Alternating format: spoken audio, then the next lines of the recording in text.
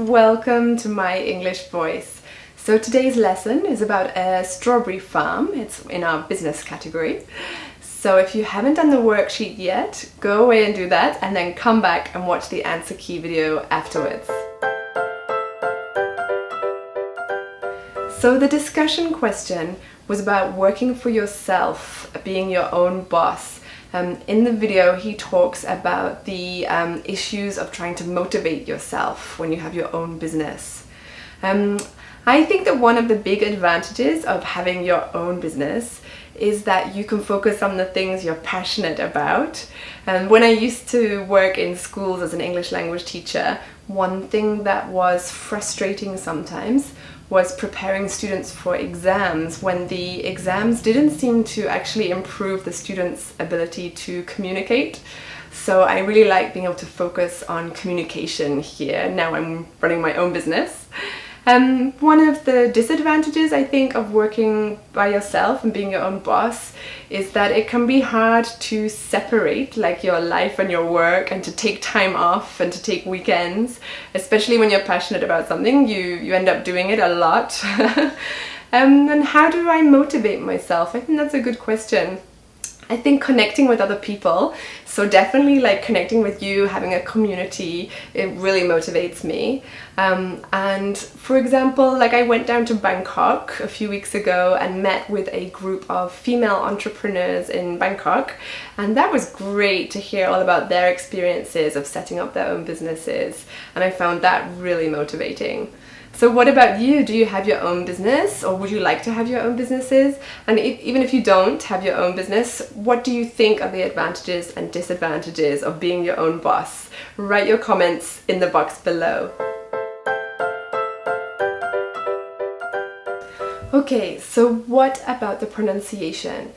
So in Kenya, Swahili is the official language, but there are many other languages as well.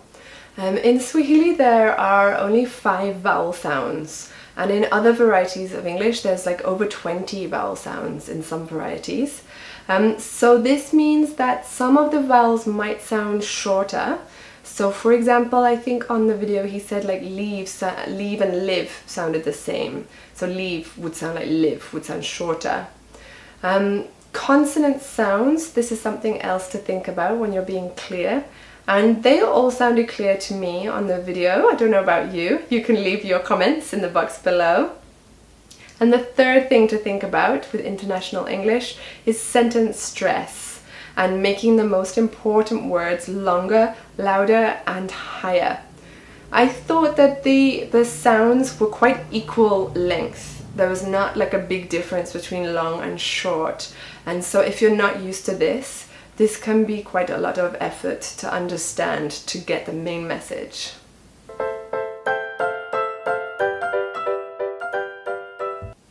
Okay, so what about other speakers of Swahili? In Swahili, there are all the same consonant sounds, so that shouldn't cause a communication problem. But there are a lot of other dialects, a lot of other languages, and for some dialects, L and R might sound the same, so road and load could sound the same.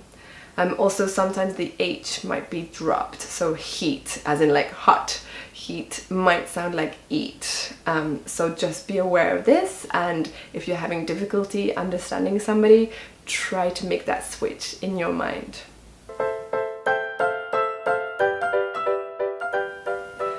Okay, so what else did you notice? Remember, there might be lots of things that are different in this speaker's pronunciation compared to your pronunciation, but different does not necessarily mean better or worse, and it does not necessarily make somebody unclear. One thing that you might notice is that sometimes there are sounds put in to make it easier to say sounds together. So for example, the word explanation has a x sound together. And that can be quite difficult for lots of speakers of English.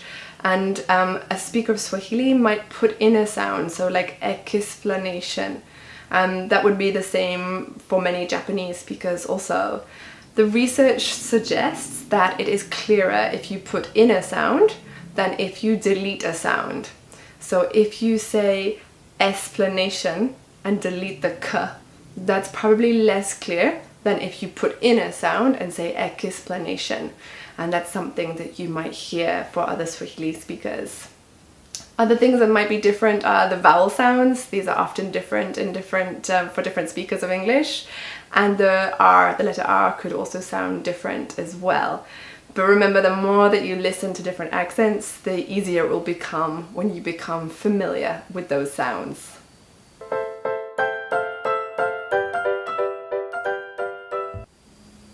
Okay, so thanks for watching. Remember to subscribe to the YouTube channel and also sign up to the newsletter to find out about the new lessons that come out on Thursdays and Saturdays.